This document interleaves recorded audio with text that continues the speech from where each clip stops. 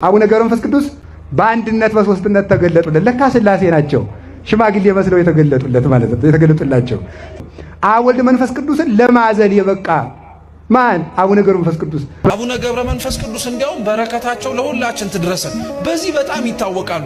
ገድላቸው ላይ አንድ ታሪክ አለ። ነፍሱን ከሥጋው አገናኝተው በጻድቁ ምልጃ ገነት እንዲገባ አድርገውታል። በረከታቸው ለሁላችን ትድረሰን። ቅዱሳን አባቶቻችን እና አቡነ ገብረ መንፈስ ቅዱስ መጽሐፍ ቅዱስን የሰበኩ ብቻ ሳይሆን ራሳቸው መጽሐፍ ቅዱስ የሆኑ ናቸው። አባታችን ገብረ መንፈስ ቅዱስ ቃል ኪዳን የተቀበለበት ቀን ጥቅምት 5 ቀን ነው። መታሰቢያህን የሚያደርግ በአማላጅነት የሚታመን ሰው ልጅ ባይኖረው ልጅን እሰጠዋለሁ። ጌታችን ታላቅ ቃል ኪዳንን የሰጣቸው በዚህች ዓለም 562 ዓመት ሲኖሩ እህል ውሃ ያልቀመሱ ልብስ ያለበሱ ልብሳቸው ጸጉራቸው የሆነላቸው 60 አናብስት በቀኛቸው 60 አናምርት በግራቸው የሚከቧቸው ርዕሰ ባህታውያን አቡነ ገብረ መንፈስ ቅዱስ መብረቅን እንደ መጓጓዣ የሚጠቀሙት አባታችን አቡነ ገብረ መንፈስ ቅዱስ እንዲሁም የተገባላቸው ድንቅ ቃል ኪዳን ጻድቁ አባታችን ለ12 ዓመት የጸለዩበት ቦታ ነው። ይህ ከላይ የምታዩት ደግሞ የጻድቁ አባታችን ጺማቸው ነው። ከላይ የሚፈሰው ደግሞ እንባቸው ነው። ይህ የምታዩት እንባ የአይን ጸበል ነው። ሁላችሁም እየመጣችሁ ትፈወሱበት ዘንድ ምኞቴ ነው።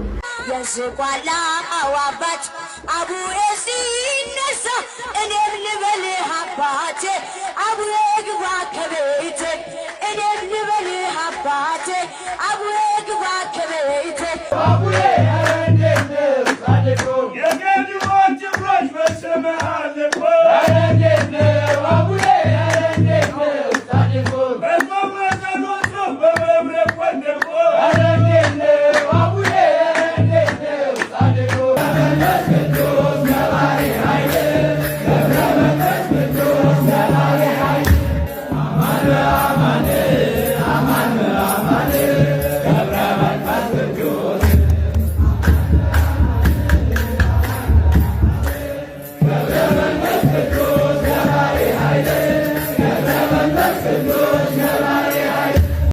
ሰላም ውድ የዚህ ቻናል ቤተሰቦች፣ ሰላም ውድ ኦርቶዶክሳውያን፣ እንኳን ለጻድቁ ለአቡነ ገብረ መንፈስ ቅዱስ ዓመታዊ ክብረ በዓል በሰላም አደረሳችሁ።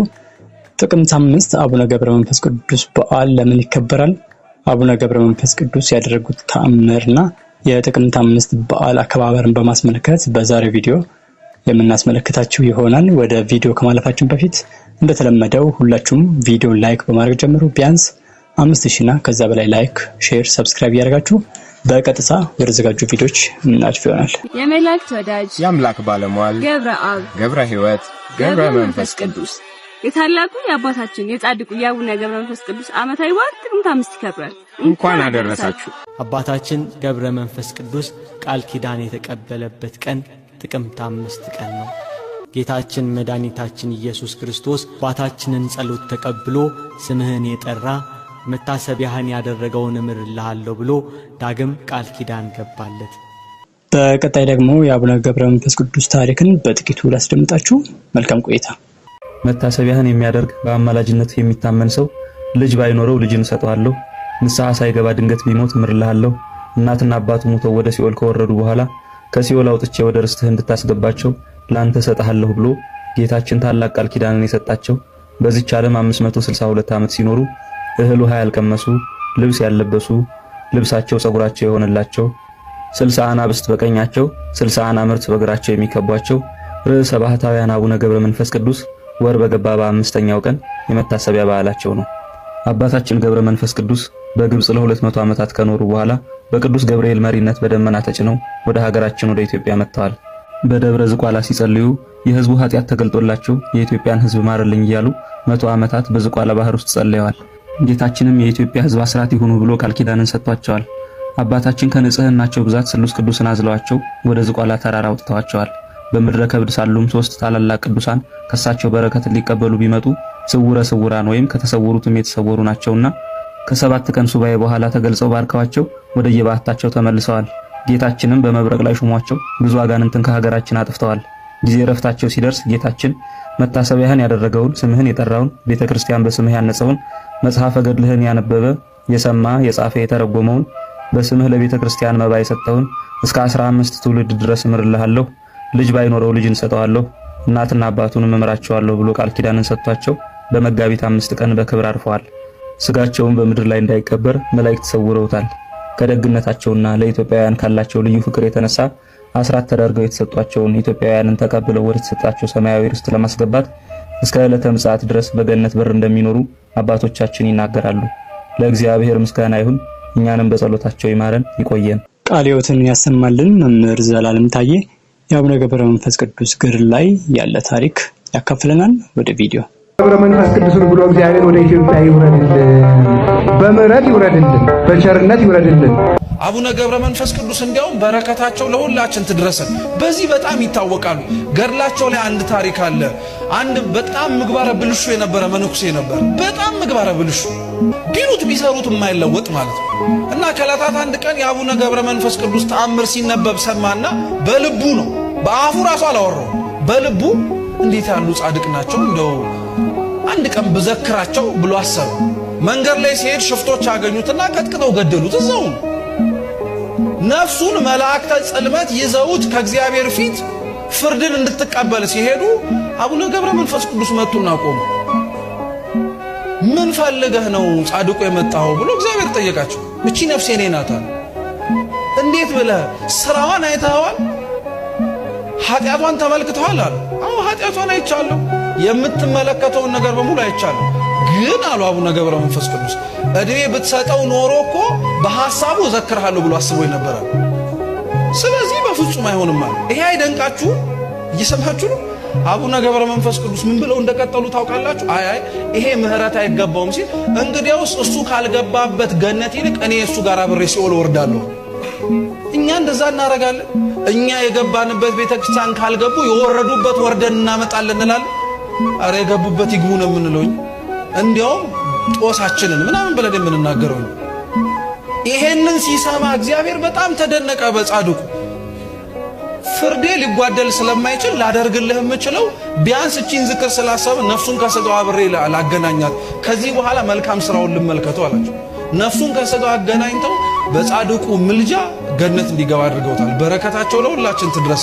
በአቡነ ገብረ መንፈስ ቅዱስ የተባረካችሁ አቡነ ገብረ መንፈስ ቅዱስ ለኔም አድርገውልኛል የምትሉ ስዕላታችሁን የተደረገላችሁን ተአምራት እዚሁ ኮሜንት ላይ ማስቀመጥ ትችላላችሁ። ሌሎች ይማሩበት ዘንድ ቪዲዮ ላይክ፣ ሼር፣ ሰብስክራይብ ያደረጋችሁ አሁንም እንቀጥላለን።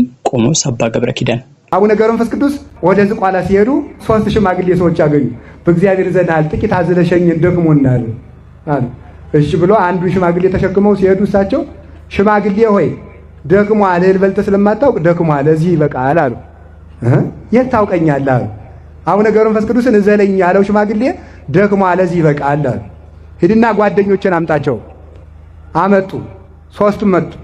ሁለቱንም አመጡ። አምጥቶ ሲጨርስ እናንተ ሽማግሌዎች ከየት መጣችሁ? ማዛችሁ ልብን ይመስጣል አሉ። በአንድነት በሶስትነት ተገለጡለት። ለካ ሥላሴ ናቸው ሽማግሌ መስለው የተገለጡለት ማለት ነው፣ የተገለጡላቸው። ስለዚህ አብ ምን ይላል ደራሲው? ስለዚህ ምን አለ? አብ በዘባኑ ወልድ በዘባኑ መንፈስ ቅዱስ በዘባኑ ዘሐዘሉ ወበኪዳኑ ብሎ ይናገራል። ተመልከቱ። አብ ወልድ መንፈስ ቅዱስን ለማዘል የበቃ ማን? አቡነ ገብረ መንፈስ ቅዱስ። እግዚአብሔር በሽማግሌ አምሳል የተገለጠላቸው። ሰው እኮ እግዚአብሔር የሚገለጥልህ የሚመስለው እንደው የሆነ ንጉሥ መስሎ እያንጸባረቀ ነው። እግዚአብሔር ነዳይ መስሎ ይመጣል። እግዚአብሔር ሽማግሌ መስሎ ይመጣል። አቡነ ገብረ መንፈስ ቅዱስ ያደረጉት ተአምርና መጽሐፍ ቅዱስን በማገናኘት አባ ገብረ ኪዳን ያስተምሩናል። አሁንም በድጋሚ መልካም በዓል ይሁንላችሁ። ወደ ቪዲዮ። ዝቋላ 100 ዓመት ውስጥ ተዘቅዝቀው ሲጸልዩ 100 ዓመት ባህር ውስጥ የኖሩበት ምክንያት ገብረ መንፈስ ቅዱስን አያውቁም ብለው አይደለም። ከገብረ መንፈስ ቅዱስ ጋር ተጣሉ ብለው አይደለም። ወገኖችን ኃጢአት በላቸው ካንተ ጋር ይታረቁ ብለው ነው። ቅዱሳን አባቶቻችን እና አቡነ ገብረ መንፈስ ቅዱስ መጽሐፍ ቅዱስን የሰበኩ ብቻ ሳይሆን ራሳቸው መጽሐፍ ቅዱስ የሆኑ ናቸው። እንዳለ መጽሐፍ ቅዱስን የአቡነ ገብረ መንፈስ ቅዱስን ገድል አሁን እያነበብኩ ጥቅስ በጥቅስ ባስተያየው ራሳቸው መጽሐፍ ቅዱስ ናቸው። የዋህ ናቸው። ለምሳሌ የዋሃን ብፁዓን ናቸው ይላል። የዋሃን ብፁዓን ናቸው ምድርን ይወርሳሉና አለ። እውነት አቡነ ገብረ መንፈስ ቅዱስ የዋህ ናቸው። የዋህ ማለት ለሁሉም ይራራ ሀዳጌ በቀል ነው። ሊገላቸው የነበረው ንጉሥ ስለሳቸው ጽድቅ እግዚአብሔር በመብረቅ ሲበቀለው 30 ዓመት ያን ንጉሥ ማረልኝ እያሉ ነው አቡነ ገብረ መንፈስ ቅዱስ ይጸልዩ። ታዲያ የዋህ ሀዳጌ በቀል ቂም የሌለበት ነው የዋህ ማለት። የዋህ ናቸው። ምድርን ይወርሳሉ። አሁን ሊወርሷት ይገባል። በምድር ሁሉ ገብረ መንፈስ ቅዱስ ገብረ መንፈስ ቅዱስ ገብረ መንፈስ ቅዱስ ተብለው ሊጠሩ ይገባል። ለምን? ብፁዕ የዋህ ገብረ መንፈስ ቅዱስ ስለሆኑ ምድር ሊወርሱ ይገባቸው። ብፁዓን ንጹሐነ ልብ ልባቸው ንጹህ ነበረ። ብፁዓን እለ ይሰደዱ በእንተ ጽድቅ ስለ ጽድቅ የሚሰደዱ ብፁዓን ናቸው። ይሄው ከግብጽ ወደ ኢትዮጵያ ተሰደዱ። ስለ ጽድቅ የሚሰደዱ ብፁዓን ናቸው። ብፁዓን ለይላሃው በእንተ ጽድቅ ስለ ጽድቅ የሚያለቅሱ ብፁዓን ናቸው። ያለቅሱ ነበረ። አይናቸው እስኪጠፋ ድረስ ያለቅሳሉ። ብፁዓን እለ ይርህቡ በእንተ ጽድቅ ስለ ጽድቅ የሚራቡ ብፁዓን ናቸው። 562 ዓመት አልበሉ። ታዲያ ይሄንን ስላደረጉ እነዚህ ቅዱሳን በገቡበት 7 ዓመት እንዲህ ይገርማል እኮ ተዘቅዝቀው የሚጸልዩ ገመዱን ሰይጣን ሲቆርጥባቸው ቅዱስ ሚካኤል መጥቶ አቅፎ ልተው ወይስ ላስቀር ሲላቸው ተው ይልከስከስ የሚሉ ለኃጢአተኛ የሚጸልዩ ድንጋይ ነክሰው የኖሩ 30 ዓመት ድንጋይ ነክሰው ምር የለሃለው ብቻ ሲባሉ ድንጋዩን የተፉ የገዛ ጥርሳቸው እስኪለመልም ድረስ በኋላ እግዚአብሔር በታምራት እስኪያለመልመው ድረስ። ይሄ ደግሞ ለሰዎች ተረት ቀልድ ነው የሚመስላቸው። የእግዚአብሔርና የመንፈስ ቅዱስ ነገር ለስጋዊ ሰው ሞኝነት ይመስለዋል አለ ቅዱስ ጳውሎስ። በመጨረሻም ጻድቁ አባታችን ያደረጉትን ተአምር በጥቂቱ እንከታተል። መብረቅን እንደ መጓጓዣ የሚጠቀሙት አባታችን አቡነ ገብረ መንፈስ ቅዱስ እንዲሁም የተገባላቸው ድንቅ ቃል ኪዳን። አባታችን የተወለዱት በግብጽ ኒሳ ሲሆን አባታቸው ስምዖን እናታቸው አቅሌሴ ይባላሉ። ክብራቸውም ከሰማያት ከፍታ ከፍ ያለ፣ ንጽህናቸውም ከቅዱስ ሚካኤልና ከቅዱስ ገብርኤል ጋር የተካከለ ነው። አባታችን በብዙ ተጋድሎ የኖሩ ሲሆኑ ከብቃታቸው የተነሳ መብረቅ ይታዘዛቸው ነበር። ከአንድ ቦታም ወደ አንድ ቦታ ሲንቀሳቀሱ መብረቅን እንደ መጓጓዣ ይጠቀሙበት ነበር። እንዲሁም ለቅዱሳን መላእክትም ጭምር ይሰወሯቸው ነበር። ቅዱስ ሚካኤልም ዘወትር እየተገለጠ ፀሐይና ዝናብ እንዳይመታቸው ክንፉን ይጋርድላቸው ነበር። ኢትዮጵያና የኢትዮጵያን ሕዝብ ማርልኝም እያሉ 100 ዓመት ተዘግዝቀው የጸለዩ ሲሆን በኢትዮጵያ 262 ዓመት ኖረው በ562 ዓመታቸው በዛሬቱ ዕለት ማለትም መጋቢት 5 ቀን አርፈዋል። ጌታችንም ከማረፋቸው በፊት ተገልጦላቸው ወዳጄ ገብረ መንፈስ ቅዱስ ሰላም ላንተ ይሁን፣ እነሆ የማይታበል ቃል ኪዳን እገባልሃለሁ። ስምህን የጠራውን መታሰቢያንም ያደረገውን ዕጣንና መባ ቤት ይዞ የመጣውን እንዲሁም ሕንጻ ቤተ ክርስቲያንን የሰራ ያሰራውን ገድልን የጻፈ ያጻፈውን የሰማ ያሰማውንም ጭምር አንተ ከገባበት ከመንግስተ ሰማያት አገባዋለሁ ብሎ ቃል ኪዳን ገብቶላቸዋል። አሜን። የአባታችን የአቡነ ገብረ መንፈስ ቅዱስ ረድኤት በረከት ምልጃና ጸሎት አይለየን። ይህ የምታዩት ስፍራ ዳግማዊ ዝቋላ አቡነ ገብረ መንፈስ ቅዱስ ገዳም ይባላል። ደጋግሜ ለቅቄው አይታችሁት ይሆናል። ጻድቁ አባታችን ለ12 ዓመት የጸለዩበት ቦታ ነው። ይህ ከላይ የምታዩት ደግሞ የጻድቁ አባታችን ጺማቸው ነው። ከላይ የሚፈሰው ደግሞ እንባቸው ነው። እንደምታዩት ከላይ እንባቸው እየፈሰሰ ይታያልና ይህ የምታዩት እንባ የአይን ጸበል ነው። ሁላችሁም እየመጣችሁ ተፈወሱበት ዘንድ ምኞቴ ነው። ውድ የናታን ሚዲያ ቤተሰቦች እንኳን ለጥቅምት 5 የአቡነ ገብረ መንፈስ ቅዱስ ዓመታዊ ክብረ በዓል በሰላም አደረሳችሁ። ላለው በድጋሚ በዓሉን በተመለከተ እንግዲህ የተወሰኑ ትምህርቶች እንዳገኛችሁበት ተስፋ አድርጋለሁ። ቪዲዮ ላይክ፣ ሼር፣ ሰብስክራይብ ማድረግ አይረሳ። በቀጣይም እጅግ አስተማሪ ቪዲዮዎች ስለምንለቅላችሁ ቻናሉን ሰብስክራይብ፣ ቪዲዮን ደግሞ ላይክ አድርጉ። የአባታችን ረድኤትና በረከታቸው በሁላችን ላይ ይደር። ይህንን ዓመት ስላደረሰን አምላክ ቀጣይ ዓመት ደግሞ እንደዚሁ በሰላም በጤና ጠብቆ በሰላም ያደርሰን።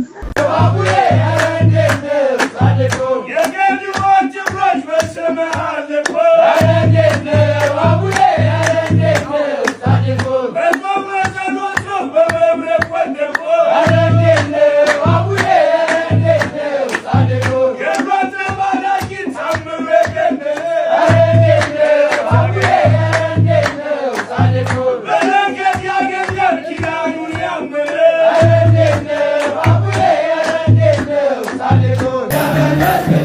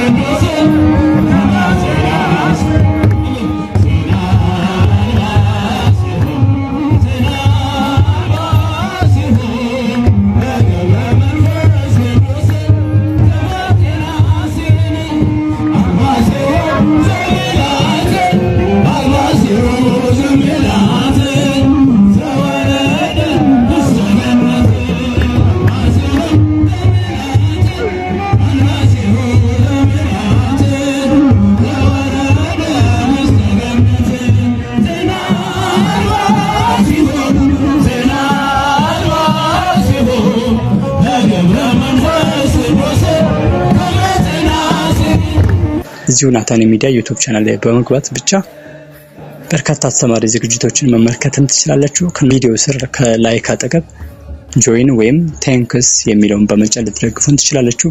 በድጋሚ ሁላችሁም ቪዲዮውን ግን ላይክ ማድረግ አትርሱ። አዘጋጅና አቅራቢ ሄኖክ ነበርኩኝ ከናታን ሚዲያ። እስከመጨረሻው አብራችሁን ስለቆያችሁ ከልብ እናመሰግናለን። በቀጣይ በሌላ አስተማሪ ዝግጅት እስከምንገናኝ ሰላም።